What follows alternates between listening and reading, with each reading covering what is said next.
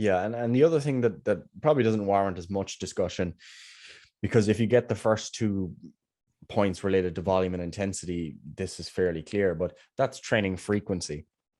And when we talk about training frequency, it should be obvious to the regular listener, to someone who's paid attention to the volume discussion, that we have to consider volume when talking about frequency. So saying I train my legs 3 times per week, that doesn't really mean anything unless you tell me how many sets you're doing, what weights are you using, how close are you going to failure, etc. Because if you're doing 15 sets once per week and then you change to doing 15 sets 3 times per week, okay, that's ridiculous. Okay, that's clearly a massive increase in loading, and that's going to be really poor from a fatigue management and an injury risk perspective.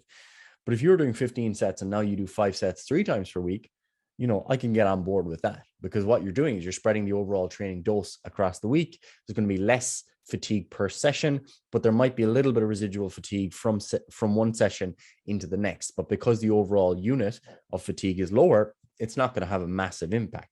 So that's smart training Just plan. on that as well, one of the things as well that you might notice is that you actually get better results from that, because all of those 5 sets that we're talking about this are now at a slightly better I was going to say intensity. That's not really the right word, but they're at a better, crisper technique. You're actually able to push to a more effective dose with them, rather than going into, you do your first exercise and you do 5 sets of that, then your next exercise of 5. By the time you're on the kind of third set of that second exercise, you're kind of starting to drag a little bit. You get through the 5 sets, and then that last, let's say it's, a classic example, like you got some sort of squat, you've got a leg press, and then you've got some sort of leg extension.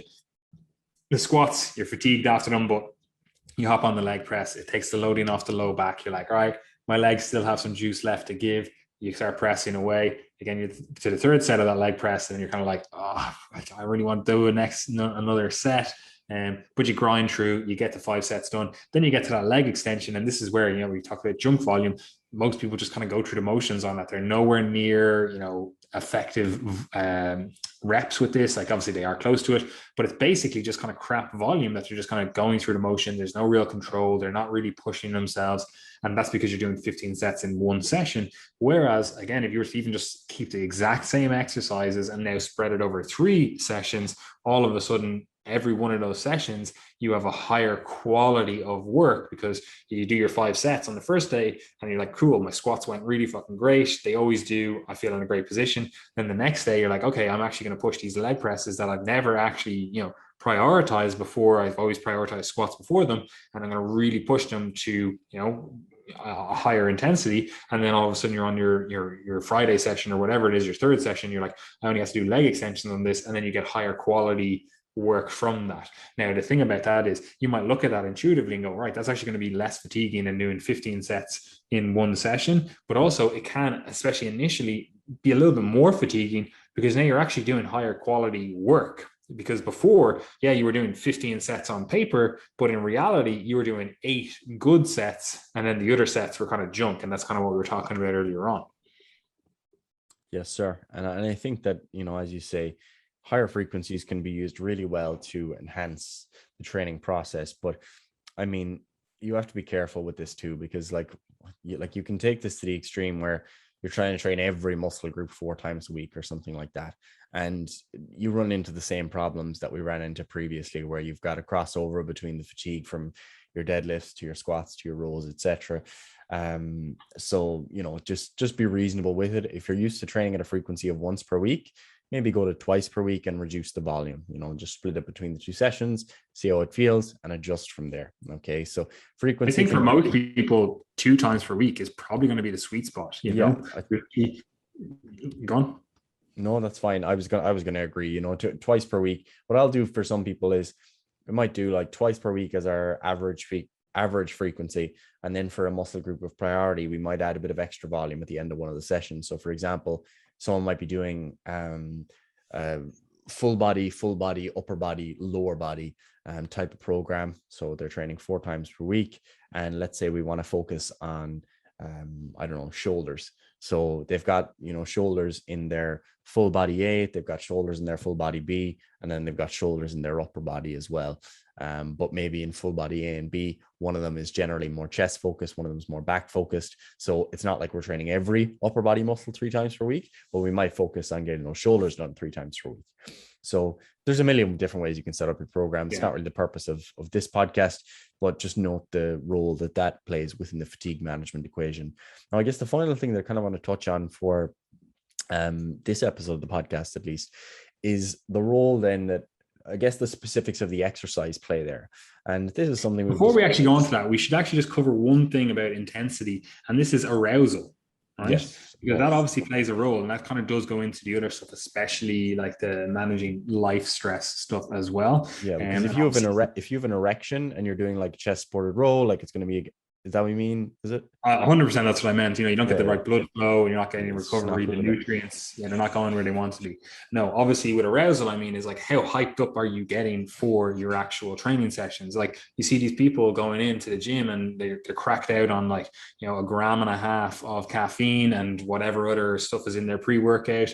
And then they're also like, listening to death metal, and they're also, watching, training montages before they get into the training session. And they're just hyped up. That's obviously more fatiguing than the person that just goes in and does a good effective session that's a little bit more, we'll call it casual in their ability to get hyped up, right? So this is something that we obviously have to manage, and it does tie in nicely with the overall discussion of managing your stressors in general, because they also contribute to your fatigue. So if you are, again, like that redlining, you're basically snorting cocaine and caffeine to get through the day, like that's obviously different, and you're going to be far more fatigued than the person that is, calm, relaxed, and taking it easy, right? And again, you've definitely noticed this in your life. You've done training sessions where you've been more hyped up because you want to get a PR or something, and you're way more fatigued from that. But even just think about like, daily life as well, where, you've had to give a presentation in school or in work or whatever, and you're a little bit more like, anxious about it, a little bit more wound up about it and everything.